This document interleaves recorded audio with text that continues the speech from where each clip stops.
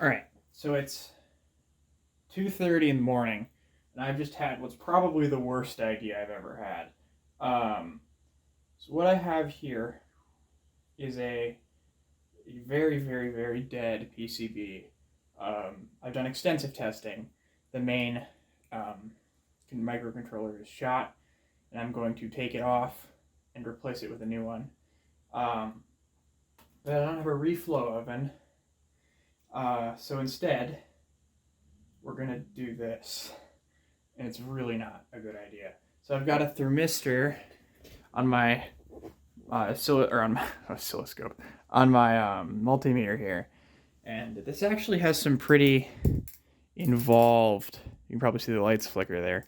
Temperature controls. It seems to be holding steady at 72, which is not warm enough Celsius, if that wasn't clear. I'm hoping this will get up to temperature.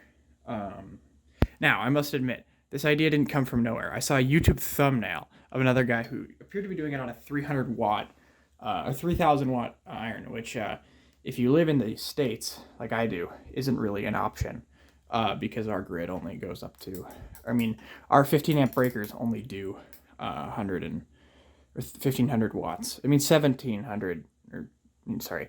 Wow, it's too late for me to be doing even the most basic math.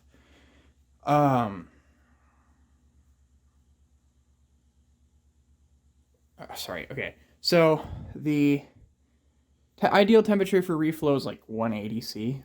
200 is what I would call the high mark. And it is turning off again.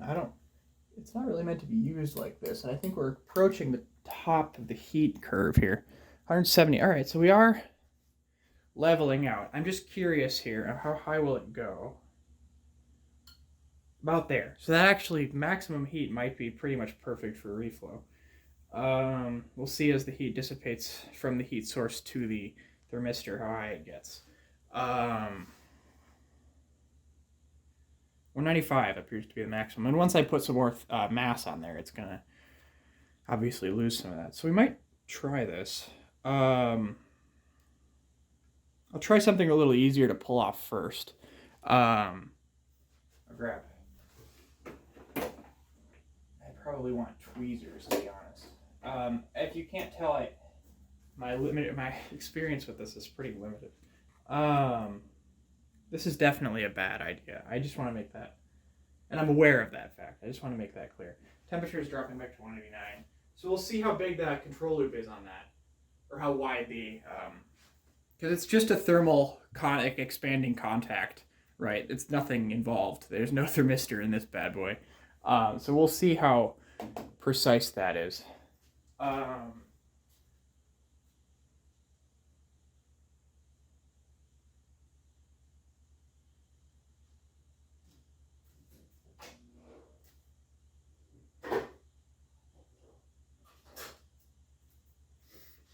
All right, how for load we go? 180. All right, let's try this and ruin my iron.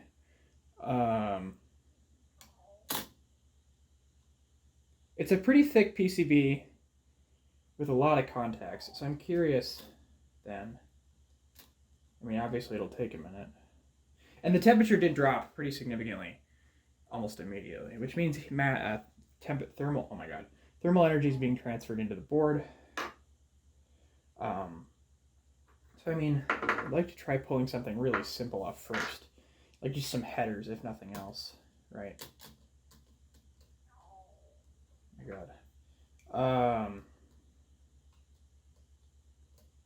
I'm not having an enormous amount of success with this out of the gate. It'll probably take a bit of time. Temperature is falling significantly.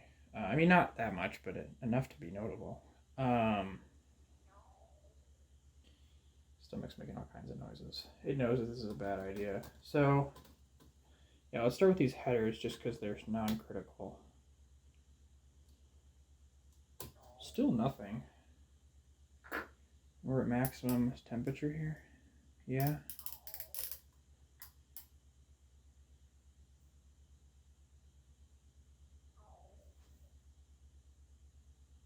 None of the pads even really appear to be softening up.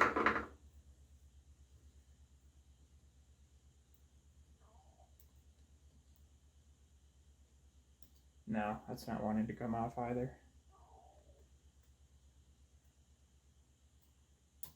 Oh, this is giving up a little. Or wait, that was just an optical illusion. Alright, I'm coming to my senses on this pretty quick.